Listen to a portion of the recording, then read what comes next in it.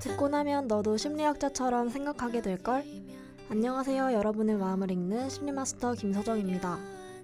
눈에 보이지 않지만 분명히 존재하는 것들이 있습니다. 말 한마디, 표정 하나에도 숨어있는 우리의 심리. 왜 그런 선택을 했는지, 왜 그런 감정을 느끼는지 마음의 퍼즐을 함께 맞춰보는 시간. 함께 가져볼까요? 지금 시작합니다. 나는 더 숨을 쉬어요.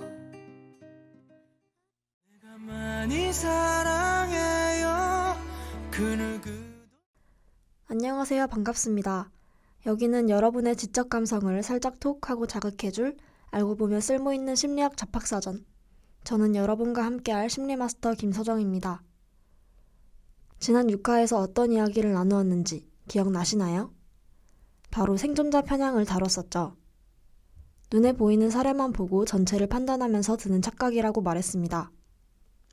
성공한 사례를 보고는 그 이면의 실패 사례를 생각하지 못하고 눈에 보이는 정보만을 믿게 될 때, 그게 바로 생존자 편향이 발생한 거죠. 하지만 우리가 보고 있는 것은 생존한 사례일 뿐이라는 것을 알아야 한다고 말했습니다. 눈에 보이는 결과만으로 판단하지 말고 그 이면까지 생각해보는 현명한 시선, 다들 챙겨가셨을까요? 그렇다면 이번 7화에서는 거울자아라는 심리에 대해 이야기를 해볼 거예요.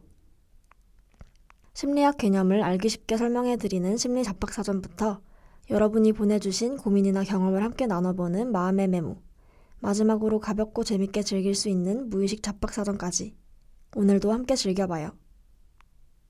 그럼 지금부터 알고 보면 쓸모있는 심리학 잡학사전 알쓸신잡의 7번째 페이지를 천천히 넘겨볼까요?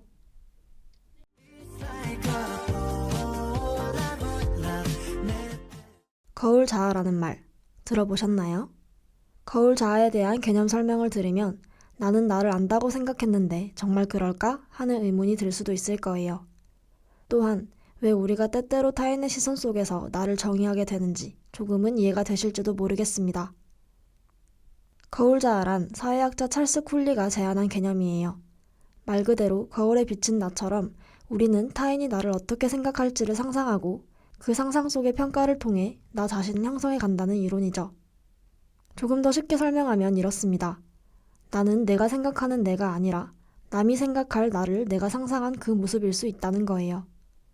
이를테면 누군가 내게 너 되게 똑부러져 보여 라고 말하면 나는 정말로 그런 사람이어야 할 것 같고 반대로 넌 좀 소심한 편이야 라는 말을 들으면 나도 모르게 그 이미지에 나를 맞춰가게 되는 거죠. 심지어 그런 말이 없었더라도 타인이 나를 어떻게 바라볼지를 상상하는 것만으로도 우리는 스스로를 다듬고 꾸미고 판단하게 됩니다. 그렇다면 이 거울자아, 우리에게는 어떤 의미일까요? 어떤 사람은 이렇게 말할지도 몰라요. 왜 내가 다른 사람의 시선에 따라 나를 정의해야 해? 내가 나를 가장 잘 알지. 남이 나를 어떻게 알겠어? 이렇게 말이죠.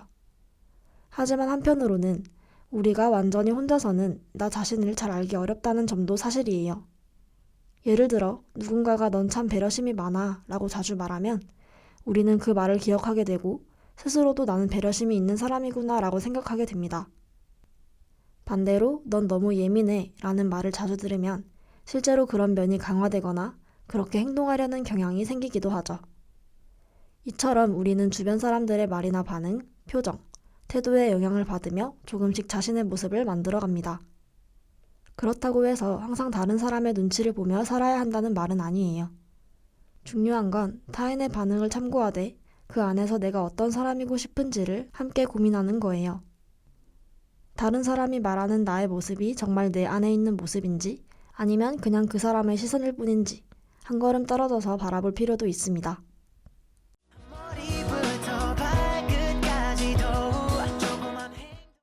그렇다면 이런 거울자아, 우리는 어떻게 다뤄볼 수 있을까요? 오늘도 3가지 방법을 이야기해 드려볼게요.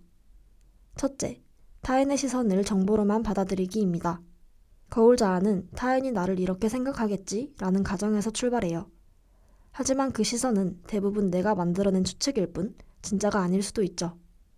그러니 타인의 평가나 피드백이 들어올 때는 이건 나를 보는 한 관점일 뿐 이 사람의 기준이 나의 기준이 될 필요는 없다고 생각해 보세요. 즉, 정보로 참고하되 정체성으로 삼지 않는 연습이 필요합니다. 둘째, 내 시선도 하나의 거울임을 자각하는 것입니다. 아이러니하지만 내가 나를 보는 시선도 완벽하지는 않아요. 때로는 자기 비판, 열등감, 이상화된 자아가 왜곡된 내면의 거울을 만들죠. 이럴 땐 한 걸음 떨어져서 묻는 것이 중요합니다. 거울 자아를 다룬다는 건 내가 만든 거울, 타인이 만든 거울을 모두 인정하되 그중 무엇을 믿고 무엇을 유보할지를 내가 선택한다는 거예요. 셋째, 자기 경험으로 자아를 재구성하기입니다. 타인의 시선을 기반으로 한 자아에서 벗어나기 위해 경험 기반의 자아로 옮겨가는 겁니다. 예를 들어 누군가 너는 리더십이 부족해 라고 말했다면 그 말에 휘둘리기보다 내가 스스로 리더십을 발휘했던 순간을 떠올려 보는 거예요. 기억, 감정, 선택, 실패, 회복 같은 개인적 경험이 타인의 말보다 진짜 나를 말해줍니다.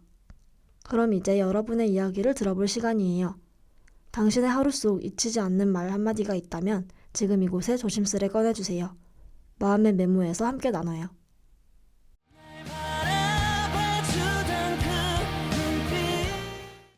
거울 자아에 대해서 조금은 이해가 되셨나요?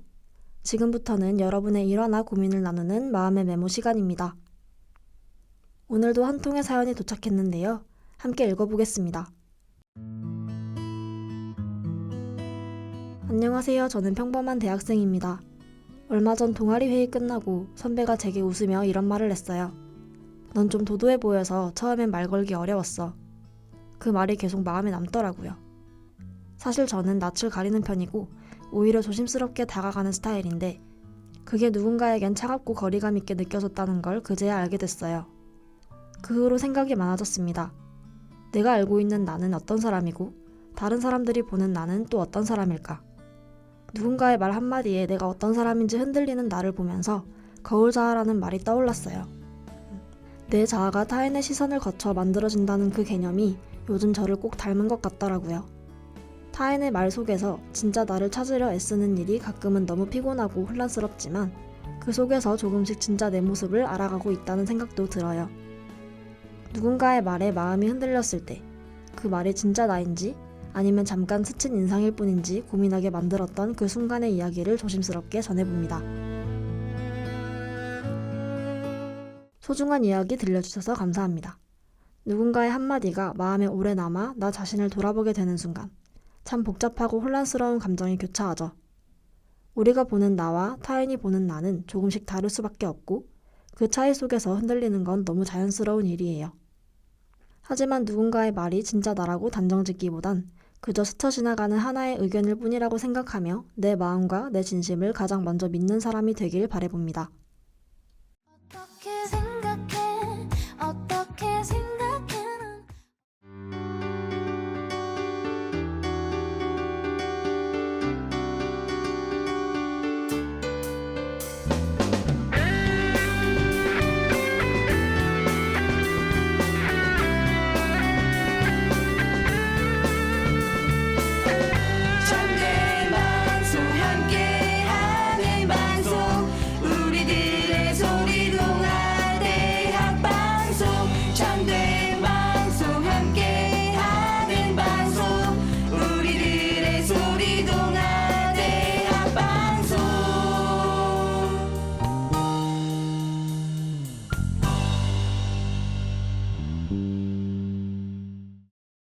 함께 즐기는 무의식 잡학사전 시간입니다. 오늘은 빅5라는 실제 심리학에서 많이 쓰이고 검증된 성격 검사를 아주 간단하게 소개해 볼 거예요. 빅5는 심리학에서 가장 널리 인정받는 성격 5요인 모델입니다. 5가지 주요 성격 요소는 개방성, 성실성, 외향성, 진화성, 신경성입니다.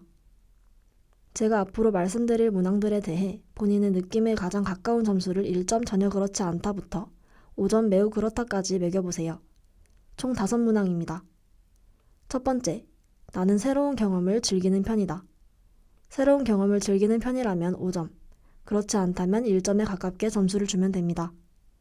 두 번째, 나는 계획을 잘 세우고 꼼꼼한 편이다. 세 번째, 나는 사람들과 어울릴 때 에너지가 생긴다. 네 번째, 나는 다른 사람을 잘 도와주고 이해하려고 노력한다. 다섯 번째, 나는 걱정을 많이 하는 편이다. 모든 문항이 끝이 났습니다. 해석 시작해 볼게요. 5가지 문항은 각각 개방성, 성실성, 외향성, 친화성, 신경성을 각각 나타냈습니다. 첫 번째 문항인 개방성이 높다면 창의적이고 호기심이 많은 사람, 두 번째 문항 성실성이 높다면 책임감 강하고 신뢰받는 사람, 세 번째 문항인 외향성이 높다면 사교적이고 활발한 사람입니다. 네 번째 문항인 친화성이 높다면 다정하고 협력적인 사람이며 끝으로 다섯 번째 문항인 신경성이 높으면 감정 기복이 크고 스트레스를 받기 쉬운 사람이라고 합니다. 간단한 테스트지만 자신의 성격 경향을 파악하는 데 도움이 된답니다. 본 코너에서는 전체 테스트를 아주 간소화해서 전해드렸으니 더 정밀한 검사를 원한다면 온라인에서 빅5 퍼스널리티 테스트를 찾아보시면 된답니다. It's you, now right and go.